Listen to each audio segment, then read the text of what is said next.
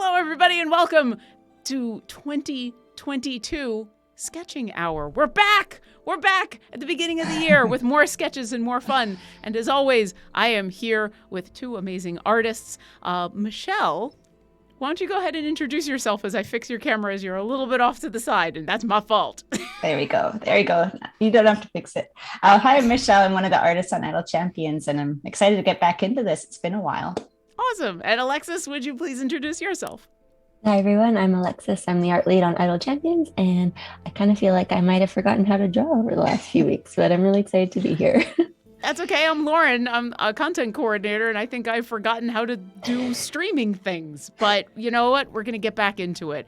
If you are new to the Sketching Hour, what are we doing for the next hour? Well, we're going to use our D20s and roll on these rolling tables, coming up with some unique creatures that then Alexis and Michelle will spend the next hour drawing live and in person in front of you, while I work with the chat to find out how these creatures came to be and probably talk about food. And maybe about New Year's and what everybody did for their new year, or if they have any resolutions. But first, we should show off our dice, which I have to admit, I'm kind of excited about mine because mine was a gift that was given to me. So this is a black and silver set that's for one of the offline games that I play, and I love it so much. And I believe, Alexis, what are you showing off? So this one is a kind of purple with like rainbow glitter in it. Ooh. It's really pretty. Is it the kind of glitter that moves or is static in the D20? It's static in the D20. That's cool. I like that. And Michelle, you have This your... is actually a different one than I usually use. I usually use the same one that Alexis got me, but this is the first set that I ever got. And this is like the rainbow one I got. Ooh, I like it. All right. So I believe Alexis has cute animals, Michelle has monsters, and I have adjectives. So let's get to rolling and see what we've got. Alexis, what did you get? I got a 2 for kiwi. Ooh, a kiwi. And Michelle, what did you get? I got 11 for Chewinga. What? Oh, Oh, Chewinga. And I got a 9 for hungry. So, hungry kiwi chewingas is what we're going to be drawing today. And this might be one of our more cute animals, just already. For those of you who don't know what a kiwi is, it's an adorable little bird. For those of you who don't know what a chewinga is, it's an adorable little, I think it's a fae, actually. They're tiny. And if you are a fan of Penelope Half-Pint, Penelope has a chewinga as a friend. They're the creatures are humanoid, but they're tiny, and they've got masks, usually in black or red, that have constellations on them, and then they're all in black, and they're friendly-ish spirits. So this is gonna be cute. This is gonna be adorable. I need to update. I mean, it's New Year, new sketches, but now let's get into hungry kiwi chewingas. and I think it's probably going to end up being named a Kawinga because it just makes sense. I mean, yeah, that does. I'm just happy that it fits on the top of the overlay. There we go.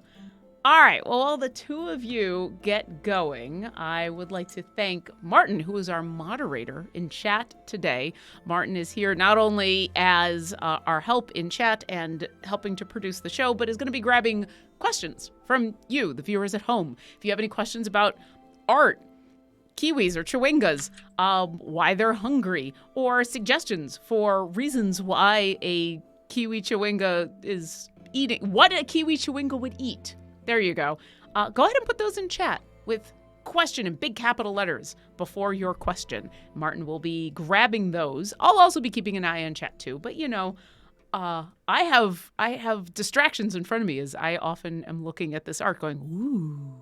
So you will have to forgive me. And yes, Dr. Method is the chewinga, the one featured in Penelope's mask. That is exactly right. The kind of the white oval mask with the little black dots on it. That is a chewinga mask. All right.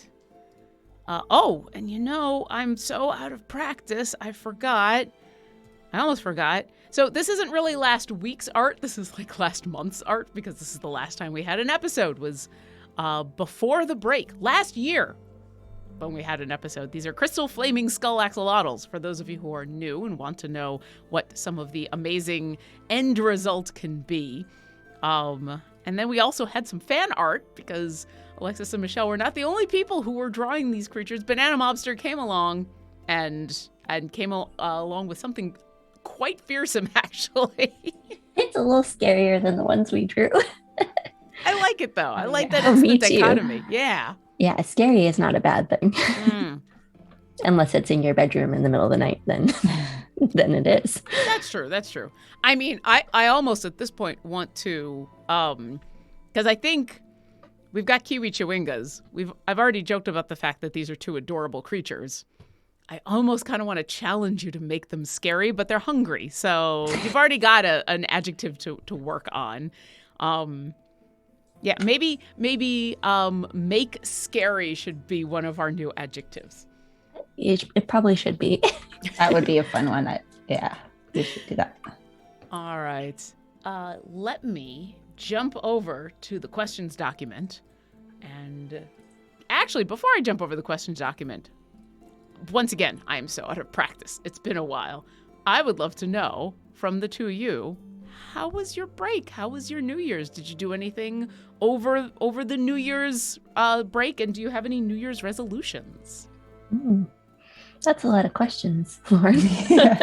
I'm just filled with them. That's that. Well, let's start with, do either of you have any New Year's resolutions? Because I've seen a couple of people actually put their New Year's resolutions into the chat. So do either of you have any resolutions?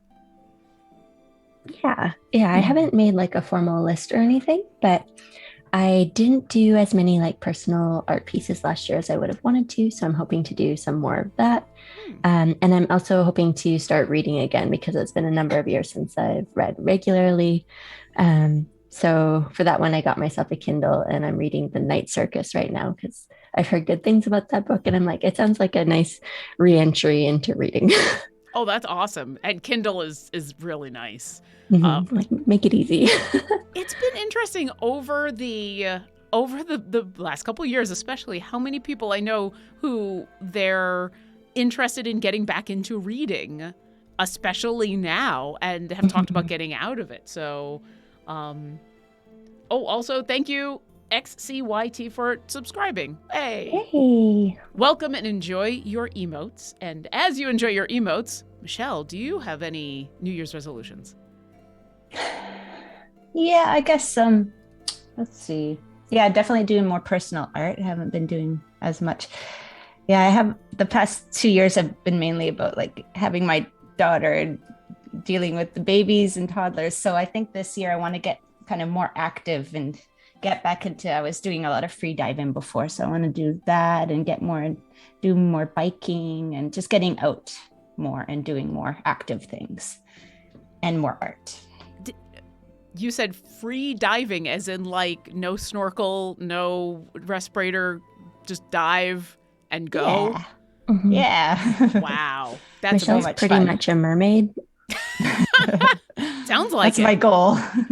So, when you go free diving, is the goal length of time you are down under the water? Is it go see specific things?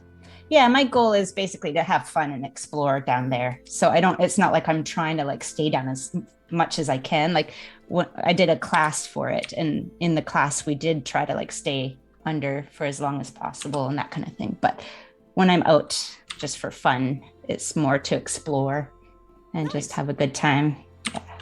And now I am actually seeing quite a few people in chat asking about what freediving is, and I didn't really give an explanation by just being like, you have no mask or things.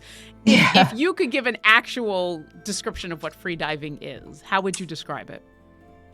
It's basically like, yeah, like I guess kind of like scuba diving without the air. So basically you just go under and you just hold your breath as long as you are able to explore underneath the water. I guess like there are people who compete in it when it's more of a competition thing where you see how deep you can go and how long you can hold your breath. But for me, it's more like just for fun, like just exploring underneath the water. And then you don't have to have all the gear, because I used to scuba dive a lot, but the gear is just so much, so heavy, and just it's a lot to get ready for. So when you're free dive, it's just so much easier to just get your stuff and go. Like you just need a wetsuit, some weight, and a snorkel and a mask, and that's basically it. So it's just easier.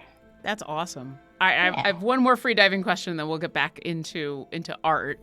You mentioned you need weights, which sound like it makes a lot of sense. You're diving under the water. I'm assuming you want the weight to help you dive deep? Yeah, like you want to be at a certain buoyancy so that you're not popping up to the surface. So if you're like weighted properly, when you're just when you're just in the water, you should be kind of up to your shoulders without having to swim, or because the wetsuit that you have on keeps you up. So you have to kind of weigh down, or else you'd just be floating on the top. And so if you're weighted properly, you're just up to here in the water. And then when you dive down, once you hit past 10 meters, you start to just sink on your own, because then you're past like your negative buoyant at that point. Okay. Yeah, it's just makes it easier to get down. But not so difficult to rise back up again. Yeah. Okay. All right. That makes sense. I think for at least me, as I was picturing it, because for whatever reason I was picturing like when you weight down a hot air balloon, which is technically the exact opposite, but that idea of, well, now if I need to get rid of weight, what do I do? But that makes a little more sense with the buoyancy point. So, well, I have nothing as exciting to talk about for my New Year's resolutions. I do want to... I want to get better at playing oboe on a regular basis, even though I don't have any gigs coming up, which is kind of a weird thing to think about, because it's been a little while. So I'm trying to get better about playing on a regular basis because it's been hard. So I tend to fits and spurts in the last couple of years without gigs, and so now I want to get back into I want to be in fighting shape all the time, but like I used to be. So it's less a New Year's resolution, and I was kind of working on that at the end of the year. So we're going to continue forward. It's a life goal, right? Yeah. It's been hard because I've relied so much on having a gig to prepare for that without a thing to prepare for, I feel often lost. I don't know what to play. And for those who are musicians at home, there's only so often you can just play scales. Where do you usually gig when you do have gigs? Or Well, so before the last couple of years, there were a whole bunch of freelance orchestras in the area. I mean, most people are familiar with like their major symphony, like the Seattle Symphony. And groups like that are kind of your major employer. If you're in the Seattle Symphony, the New York Philharmonic, the Chicago Symphony, one of the big marquee ones, that's a full-time job. You're getting a salary. And that's kind of the goal for a lot of orchestral musicians. But most, especially metropolitan areas, have a bunch of smaller orchestras that maybe only play 3, 4, 5, 6 times a year. And so they're not a full-time employer. They're just a freelance job. But you put enough of those together, and then you play. I did a lot of gigs with churches for New Year's performances or Christmas performances. There's ballet performances, especially around the holidays, and recording gigs. Just things here and there. People who need 1 or 2 rehearsals and a couple of concerts. And so the vast majority of classical musicians don't play in the Seattle Symphony, because especially as an oboist, there's only 3 of them in the entire orchestra. There's more than 3 oboists in Seattle. So that's what it was. But I won't go into too much detail, but as everyone can imagine, the arts have been hit hard the last couple of years. So usually I have, it's not on screen at the moment, but I got a music stand back there, and there's usually like a couple pieces that, all right, this is my next gig. And so I'm practicing this to be ready for when the rehearsal comes. And that's always something to look at. And I haven't had that recently. So my resolution is be better about playing for me? Mhm. There we go. All right, let's see what some of the chat had to say about their resolutions. Tickled Weenus says, my New Year's resolution was to no longer make New Year's resolutions. Totally achievable. I listen, I like that. I will also say that if anyone watched Champions of Psychology this past week, they were very specifically talking about New Year's resolutions and why they become a thing of New Year's resolution. You're going to do it for a couple weeks and then, the cliche of I'm going to go to the gym for 3 weeks and then stop. And some of the tactics you can use and the ways that you can reframe how you are thinking about a New Year's resolution so that it's not something that is a yes or no, a fail state, a black and white. And I do know between that and also B. Dave Walters, friend of the show and of all Idol champions across the globe, B. Dave Walters talked a bit about you don't have to just have a New Year's resolution on New Year's. You can start it before, or if you don't have one yet and you want to start something now, it's not too late. So, but I do recognize that some people like having that date goal. Yeah, for me, it's not so much about having like a date goal, but just like a sort of a reminder to reflect back on the past year or things that you might want to change. And then I tend to call them life goals instead of New Year's resolutions, because that sounds to me like something that I want to continue doing and not just like a change I want to make for 2022, perhaps. 100%. And that, I think that's one of the things that actually came up in Champions of Psychology is like, being okay with having, like a goal instead of a resolution of like, this is something I'm working towards and not every day is going to be 100%, but, and maybe some days are 0%. Maybe some days I just don't do the thing I wanted to do, but that doesn't mean I failed and that doesn't mean I can't do it tomorrow. So yeah. I think it's also super helpful to have a plan of how you're going to achieve it, as opposed to just being like, I want to eat healthy or I want to do more art, but actually thinking about, okay, what will I do to achieve that? Like for me, it was buying a Kindle and buying a book and like, having it charged in the bed, and it's working so far. But I don't have a plan yet for doing more art. So that's something I need to think about. But that's also a good way of it's not just, I'm going to do more art. Okay, I need to sit and think about how am I going to do more art before I just say, well, I haven't done any new art in the last 12 days and thus I have failed. So. Yeah. All right. Doorbell Streams wants to know, to all of you streaming, yes, even Lauren, what's your favorite thing that you have drawn or otherwise created art for? Ooh.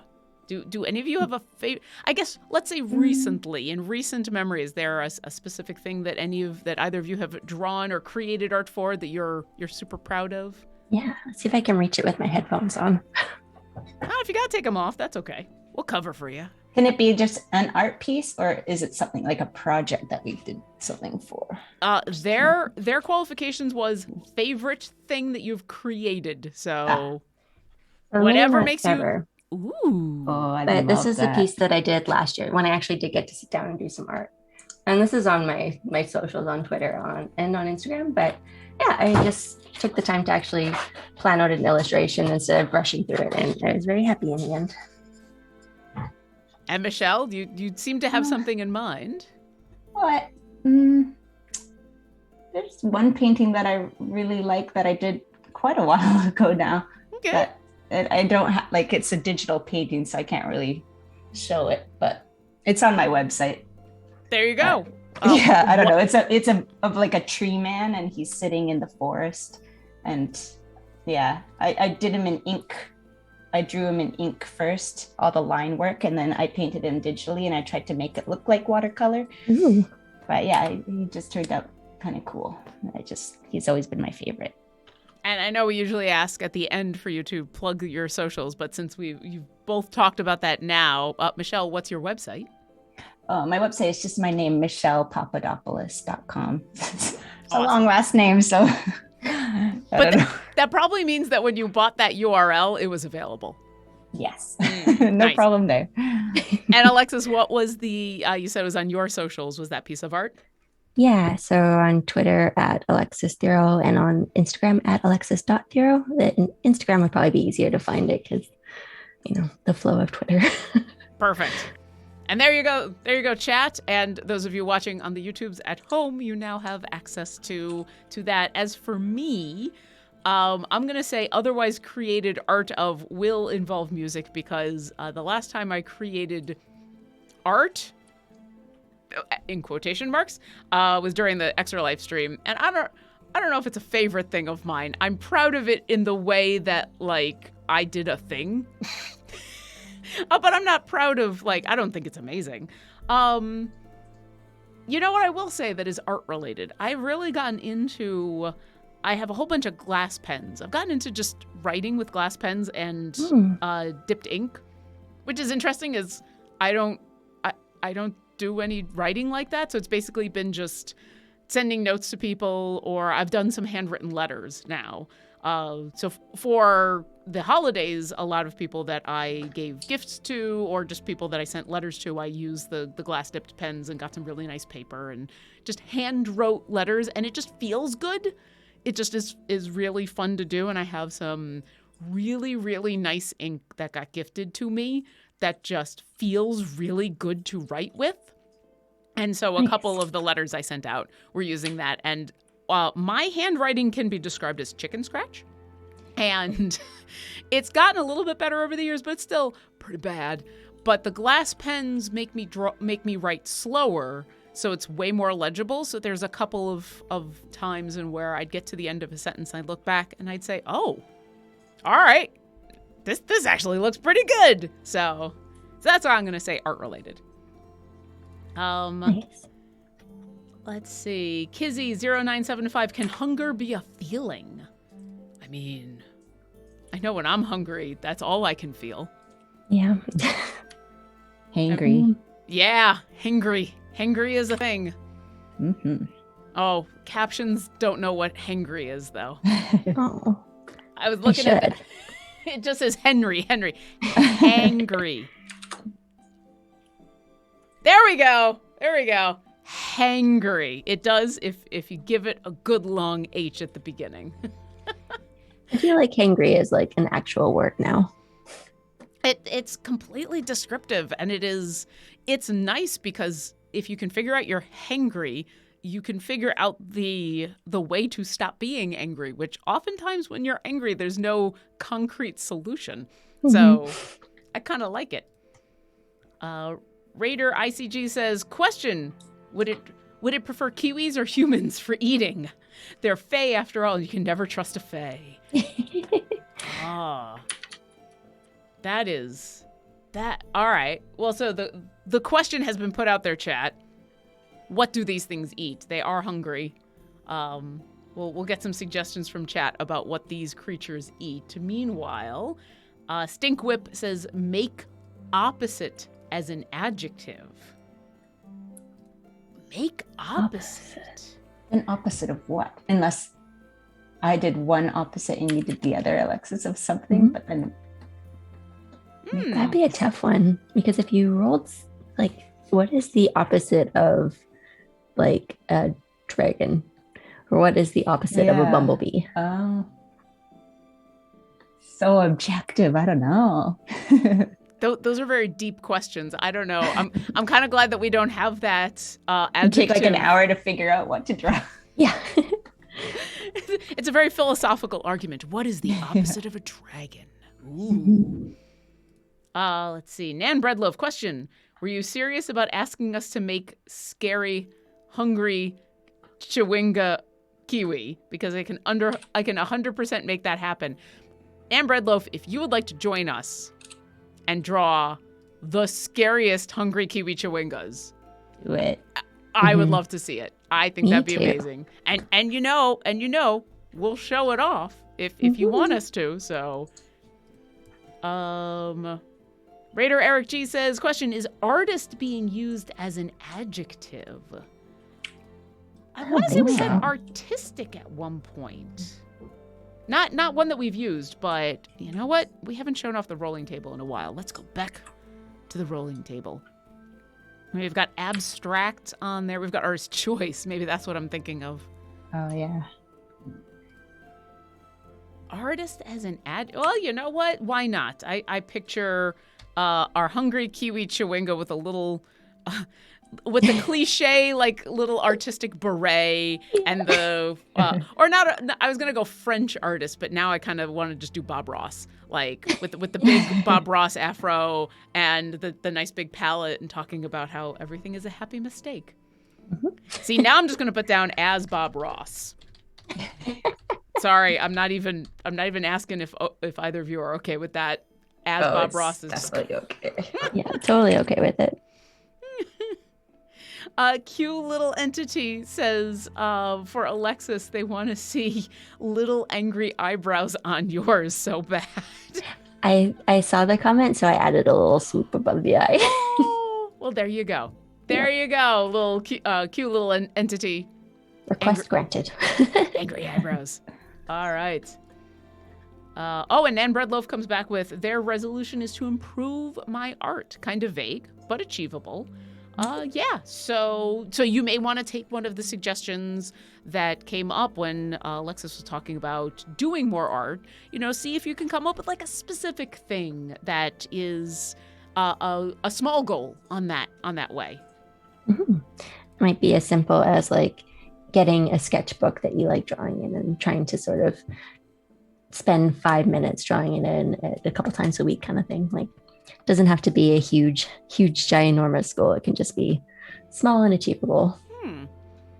So I talked a little bit about how half the reason I like writing with the glass pens is the tactile feel of it. Oftentimes it really doesn't matter what I'm writing, just that feel, but it also is important to have really nice paper.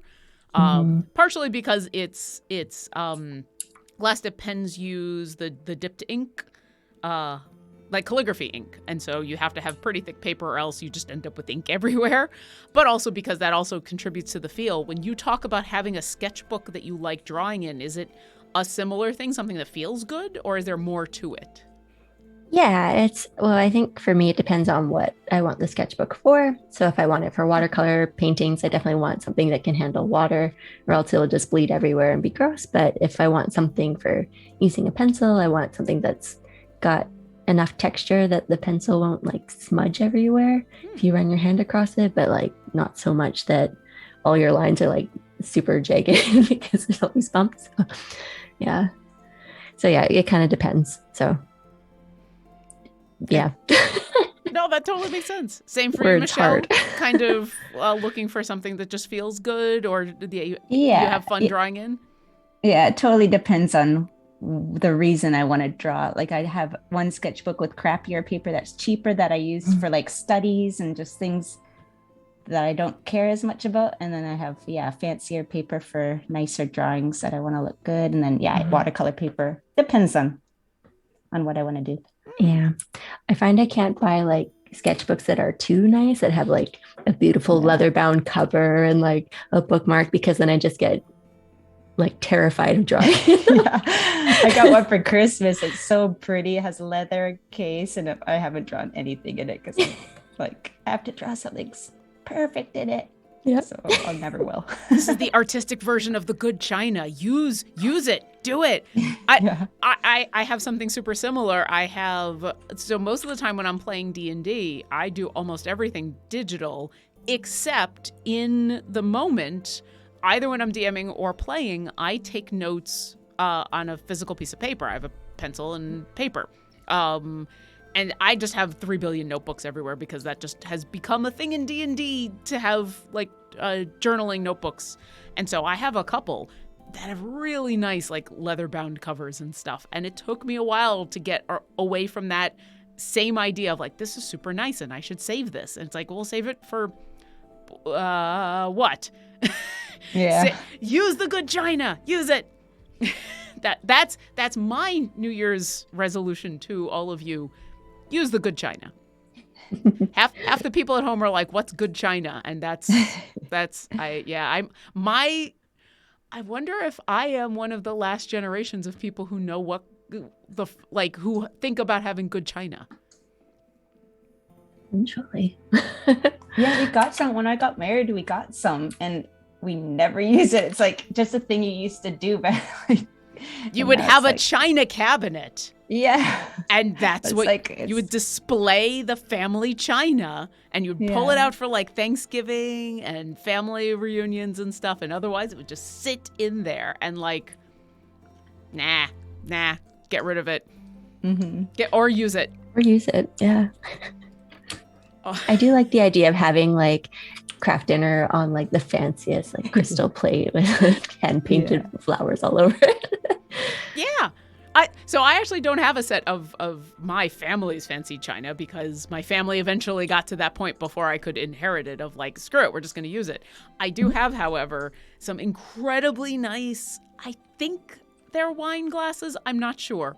I don't know exactly, but they're like crystal glasses with some really nice etching on them that I was given that I have just used for orange juice. I'm just like, I just want fancy glass. Here we go. Orange juice. I don't care. It's so nice. And I'm sure I used to have 6 of them, and I know I've broken 1 or 2, so I think I only have 4, and it's okay. It's fine. All right. Wandering Barift says, so nice to return for a new year to the weekly hour of tranquility, an antidote to stress that is the sketching hour. Aww. Oh, nice. That's so nice. And here we are talking about the good china. Henry Lowenwin said, I recently finished reading Mother of Learning, a time loop fantasy story with fantastic world building.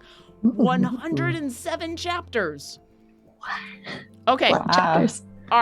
Is it 107 chapters and each chapter is like a page long, or is it 107 chapters and so the entire book is 3,000 pages? I gotta know.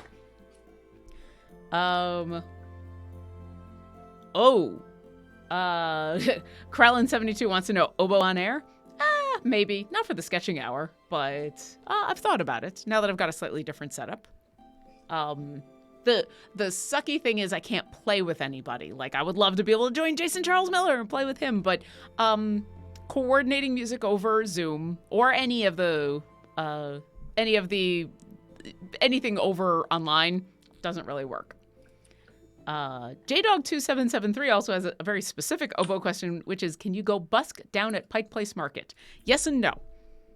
The short answer is yes. The long answer is no, for a couple of reasons. One, I have a very nice wood instrument, and the vast majority of the year it is way too cold for me to be able to play outside because the oboe would crack. On top of that, as is true of most cities that have popular places for busking, you need a license, and I do not have a busking license. Could I get one? Probably. But considering I could only play for maybe a couple of months during the summer, I would probably not be able to get one of the spots down by Pike's Place. That's a pretty popular place. For those that don't know, Pike's Place Market is on the wharf near the edge of the city. It's very picturesque. It's literally a market. It's kind of half tourist trap, half actual go and buy your groceries for the day market.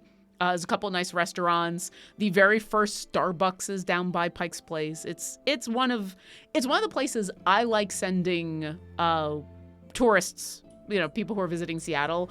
It's one of the places I like sending people that is touristy, but not so touristy as to be annoying. Like, it's still a lot of fun. Yeah, it's a very cool area. I've only been a couple times, but I enjoyed it every single time. Yeah, Pike's Place is gorgeous. But yes, I do not have a busking license, and it would be incredibly hard for me to get on one of those corners because the musicians who have made a living on those corners, they know what they're doing when it comes to busking. Ape Grape says, came for the code, stayed for the philosophy. I think that's new. Usually we have people staying for the food and the art, and this time philosophy. Yeah. Sketching and thinking hour. I like it.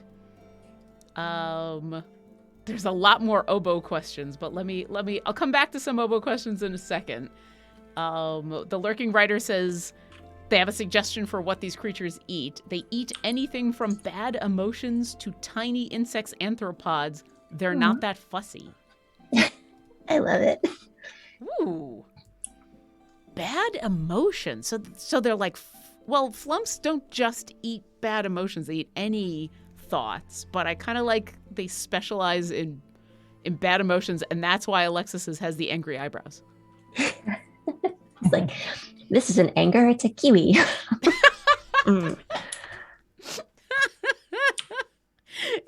Alexis is feeling the negative emotions of the bugs that are on Michelle's that are panicking over the fact that they're about to be eaten. Ooh, maybe these creatures always come in pairs that way. And so one eats bugs and worms and arthropods and stuff like that, and the other feeds off this is actually kind of dark, feeds off the negative emotions of those bugs. And so it's like getting 2 meals for the price of one. Ooh, that's heavy.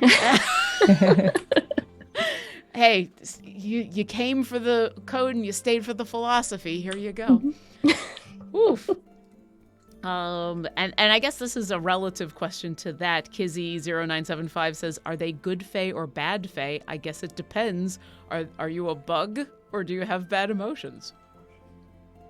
You know what I should ask, consider we're getting to that point. How large are these creatures? Mine is pretty small. Yeah, kiwi for kiwi scale. for size.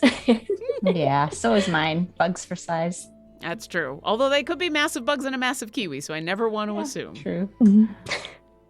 Yeah. Oh, and that's a cherry. For some reason I thought that was an apple when I was looking at it, but now I see the stem. It's a cherry. That's adorable. Aw. Make the stem a bit brighter. See it? No, don't like that. Nope.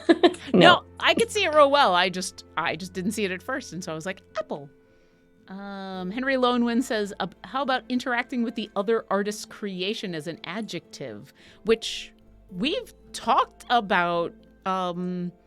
I think that was going to be an Extra Life thing that we were thinking about, the two of you like swapping art at one point. And the concern was because both of you wanted to do watercolor that was going to be a problem. Yeah. But we could have something like a specific interaction, like maybe battling, because then our monsters could like have a fight, sort of. Yeah. Ooh, I like that.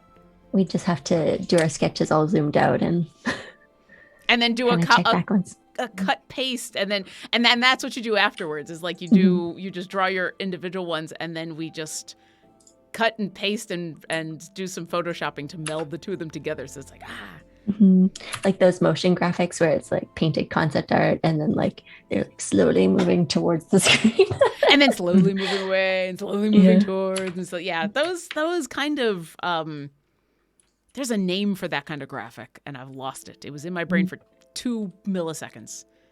But where it's basically a static Magic scene. eye? Not a magic eye, because that's where you do the thing with your eyes to make it look 3D. I'm talking about like it's an animation technique where you take a static image and you make it move. There's a specific term for that, which I know, but I don't know in this moment because I'm on stream and that's what happens. Rye Guy Salmon, not stop motion, because that's an actual animation thing. This is a static image that then you manipulate the static image, and you can usually tell the difference between like, oh, this is animated to move and this is a static image that just has some dynamic motion on it. Is it like software that you use to create movement in a still image? Is that? I honestly don't know. I know people who do it really well though. And if I wasn't on stream, I'd be calling them right now going, hey, what's the name of that thing that you do all the time? It's like motion graphics. I don't know. Motion graphics sounds closer. I will either remember or find out later, and I will come back. I tried doing that once with one of my illustrations, just as a test in After Effects. Ooh. It looked kind of cool. I put it on YouTube. Nice. There you go. Go check out YouTube to see that. All right. Anyway, back to other questions while I get that. But I did like that idea of fighting with. I did want to put that down. Fighting with each other. And then back to cute little entity says maybe each draw and then swap and color each other's drawings. Mm-hmm. Yeah, that's an idea. That could be an interesting way of doing that. Like each of you, all right, we're going to take 20 minutes and you'll get the sketch done and then swap. Mm-hmm. Yeah, it could be pretty fun. Oh. Because oftentimes I look over at Michelle's sketch. I'm like, oh, I didn't think of doing something like that. So I could steal her ideas. They're mine now. Is it stealing or is it collaborating at that point? Co-opting. Yeah. Co-opting. I like it. We have an update from Henry Lowenwind on Mother of Learning, the book with 107 chapters. It is over 800,000 words. That's a lot of words. I'm glad you were enjoying this time loop fantasy. That's a book and a half. That's a download to your Kindle that will take a moment or two. Mm-hmm. That is not the first book to read in a number of years. Ease in with a nice 400-page novel and then move on to that. There you go. Get yourself a couple graphic novels, catch up with some of the shorter stuff out there and build up. Yeah. Star Chaser 43 says, question, have we done playing a musical instrument as an adjective? I don't think so. Yeah. So I know people have suggested playing an oboe, and I'm like, but not everything has lips. But I do like the idea of playing a listen, you need lips. It's just a fact.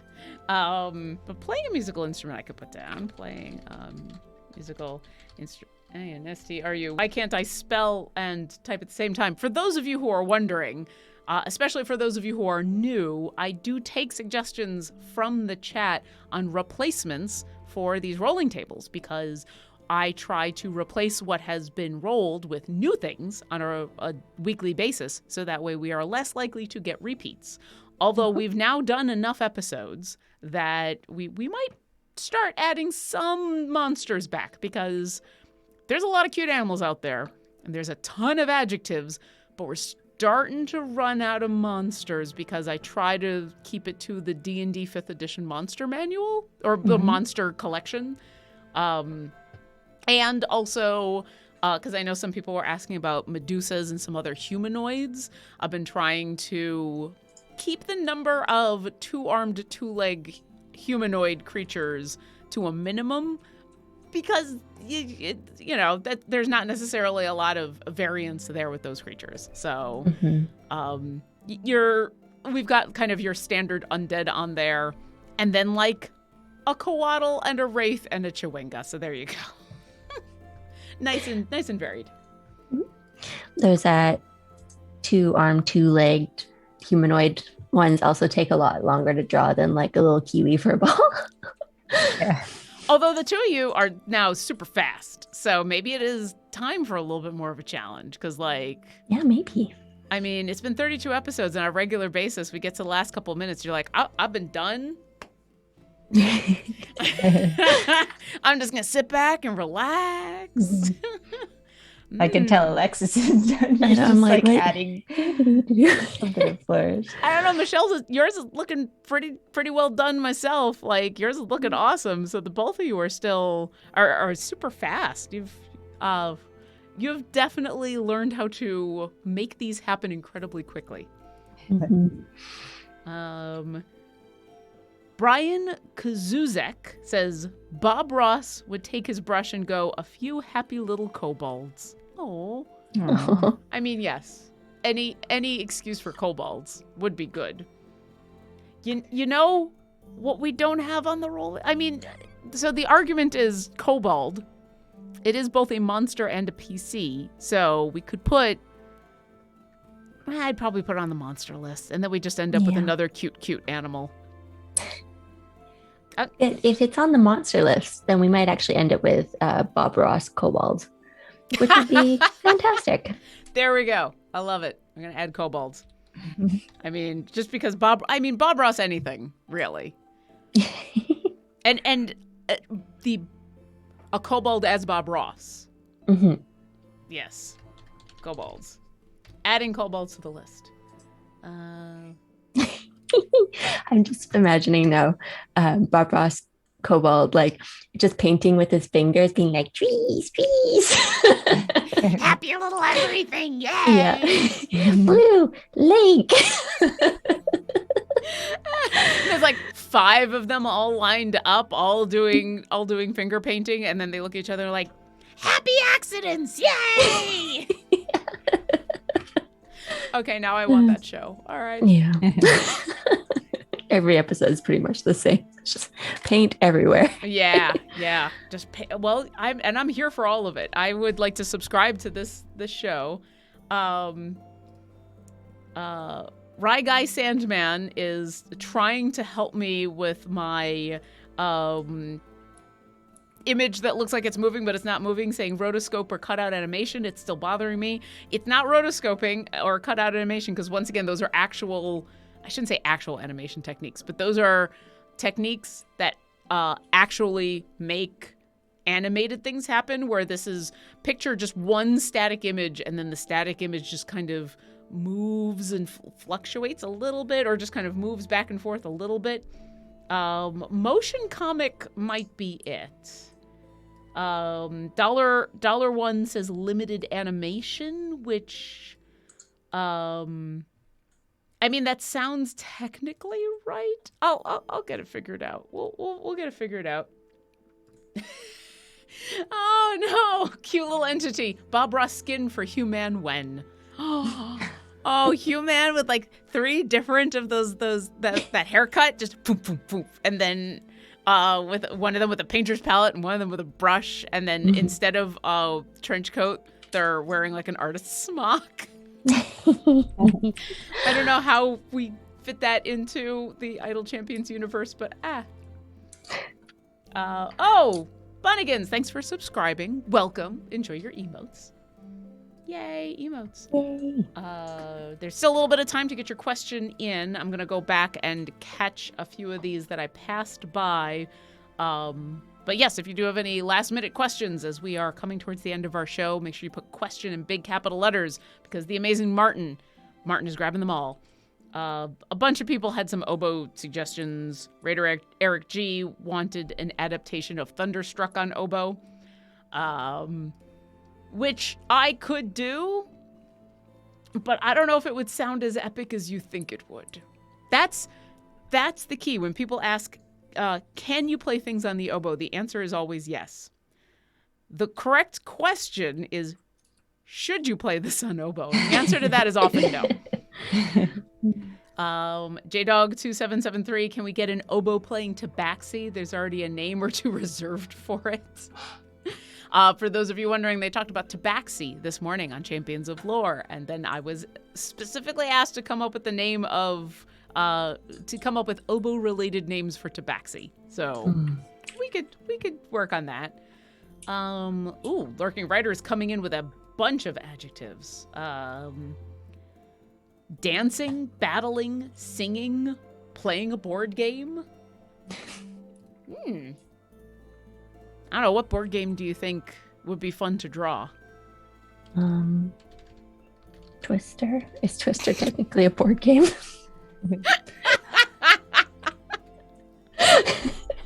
I'm now just picturing these 2 creatures playing Twister, and it's the most adorable thing. I don't know how you would draw that, but that's amazing.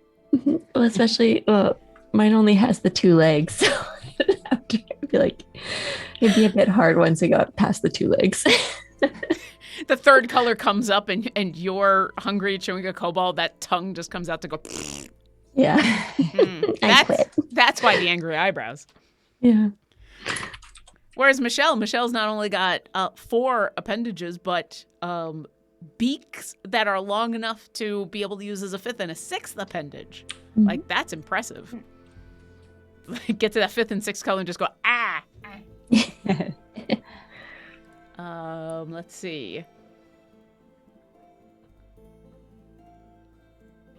Oh, we're getting more book recommendations. Phantasmic Ghost 2 says, If you're looking for stories to read, I can't recommend enough the web novel on Royal Road, Dungeon Core Chat Group, a fun twist on dungeon slice of life stories. A dungeon core in the middle of nowhere caldera struggles and innovates to keep up with his friends who get adventurers while he does it. Aww. It's like the poor little dungeon. Aww. Oh, that's like adorable and then also scary.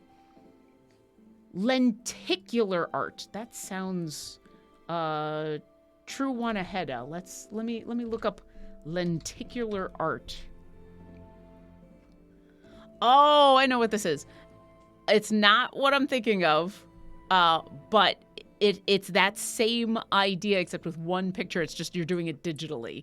And definitely for those of you at home who are wondering what lenticular art is, I encourage you after the show to do a little bit of Googling because I could try to explain it, but I will do it poorly. I'll try anyway. It's when you put a whole bunch of images together, but then like there's slices in between them. So depending on what angle you are looking at it, it forms a different image and you can move and it'll look like the image is moving, but it's just your orientation to the image. Mm-hmm. That art that you get in cereal boxes of like superheroes. What cereal boxes were you getting? I don't know. I want those cereal boxes. Oh no. I don't know if that's actually a thing, but to me, it just reminds me of like little collector cars that you might get like in a box of something. I believe you. It's not. I didn't have much cereal when I was a child. I'm not really a breakfast person. So this is not that I disbelieve you. This is I did not have enough cereal as a child in order to experience fun boxes of cereal. I can't even tell you if it's a real thing or not. It's just sort of what popped into my head and then came up. That's awesome. Okay. Sounds like a Cracker Jack prize, says Babylon Ranger 2661. A Cracker Jack, definitely. Yeah. KPL here says, will there ever be something for getting stat blocks for some of these? I want to see one for Kiwi-Ingas and the Dryad Lions and the Crystal Axolotl. I don't know if we'll ever do stat blocks, but if you ever do stat blocks, I would love to see that. Mm-hmm. Yeah, it is. If you want to make some stat blocks out of some of these creatures, I think not only would that be awesome, but I would include that as fan art if you wanted to share. Sorry, I just lost where I was. All right, we only have a minute or two left before we have to go. We need to name these creatures. Do either of you have? So we're calling these Kiwi-Ingas. But what are Kawingas? What are the individual names for them? I can never come up with names for them. Yeah, it's Every hard. time I'm like, I don't know, George. Hey, listen, George is a very viable name. All right. Well, Bugsy, because he's eating bugs. ooh. I'll add Bugsy to the list, but I gotta know from chat, do you have any suggestions? Loki Grommel says Quinky and Shuffle. Cute Little Entity says Trudy. Babylon Ranger says Barry and Bugsy. Those are cute. A Lousy Bum gives a +1 for George. Yeah. So hey. Gray L Shape says calling one of them Kiwi. I mean, I kind of like Barry and Bugsy. Yeah, that's cute. Yeah, Makes that's sense. referential without being super on the nose. And then, ironically, it's the one on the left is called Barry, and the one on the right, no. Barry Just to and be confusing. just to be like, wait, what? Barry and Bugsy, the Kawingas. Kawingas? Am I saying that right? I think so. Kawingas. But you have to say it like an octave higher than your normal voice. Kawingas. Kawingas. Oh, the poor captions don't like it when I do that. Kawingas. I always thought they were Schwingas. I mean, it is one of those words, one of those D&D words that until you hear somebody else say it, like, you're not wrong. It's just, these are made-up words from a made-up language, and now we have made-up versions of the Hungry Kiwi Chewinga versions here for all of us to enjoy. And unfortunately, we do have to stop because it is the end of our time. But before we go, Alexis, where can we find more of your amazing art? I'm on Twitter at AlexisThero and on Instagram at alexis.thero. And Michelle, where can we find more of your amazing art? I'm on Instagram at Michelle Papadopoulos and Twitter at Art of Michelle. Awesome. And you can find me on Twitter as Oboe Lauren, and you can find all of us enjoying some Idle Champions of the Forgotten Realms. And we're back. We're back for 2022. Stick around. There's nothing right after us, but I know in a little bit we're going to be going over to watch the new Champions of the Realm game. I think it's Human versus Vlanya. There we go. I had to think about that for a second. So look out for that information. And thank you to Martin for being our amazing moderator and producer and grabbing all those questions from chat. Thank you to chat for helping us out and coming up with some amazing things to do for New Year's and things to talk about for these creatures and, just hanging out with us. And we'll see you next encounter. Thanks, everyone. Bye. Thanks. Bye.